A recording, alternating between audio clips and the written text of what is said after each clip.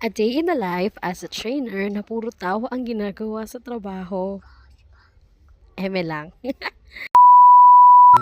So ayun na nga mga te, napagdesisyon na namin kumain muna sa Jollibee since inaantay pa naman namin yung isa naming kasama dito. Fast forward, nakasakay na kami ng tricycle papunta dun sa resort na nakabook na kami. Ayan, nakikita nyo naman, sobrang tirik ng araw pero laban ang mga taong to. Naka-tricycle pa kami.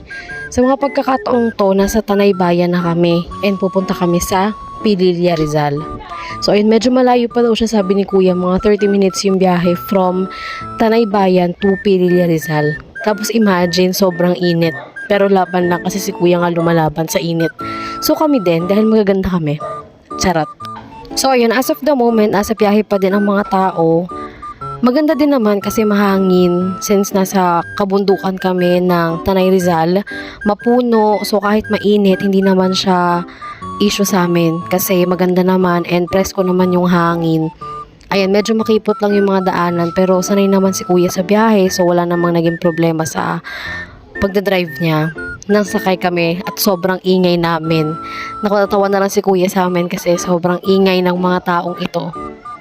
Ayan si ate mo, oh. Laro-laro na naman ng ganda-gandahan. Ay, pinocus pa talaga ang camera sa kanya. Kala mo naman talaga ka-freshan pa niya ng mga oras na yan. Syempre din na tayo fresh dyan, B, kasi galing tayo ng Antipolo, bumiyahe ng Tanay, tapos babiyahe ulit ng Pililla, Rizal. Pero ayun, tamang tsikahan pa din kami ng mga oras na yan kasi nga ang sakit na ng puwet namin. Parang feeling namin sobrang layo nung biyahe. Pero, ayan, sabi naman ni Kuya dyan sa part na yan, medyo malapit naman na daw kami. So, kapit lang.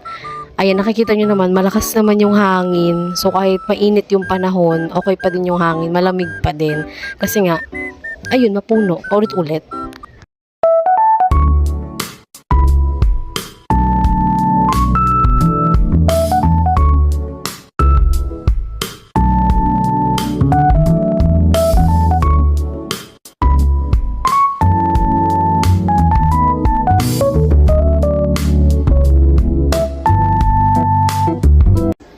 So, ayun mga te, after 30 years, charot, after 30 minutes, nakarating na rin kami ng Santiago Resort. Ayan, as you can see, sobrang aliwalas ng lugar na to, kaya pang third time na namin dito. Ayan si ate mo, pasok, chika na naman, pasok Corina, ten, ten, ten, ten, ten, ten. Gusto nyo bang marinig ang mga kwento? Tenenen, ten, tenen. Noong mga oras na to, pampalipas oras na lang kasi kami na lang yung gising ng mga katrabaho ko and nag-out na rin yung mga katabing cottage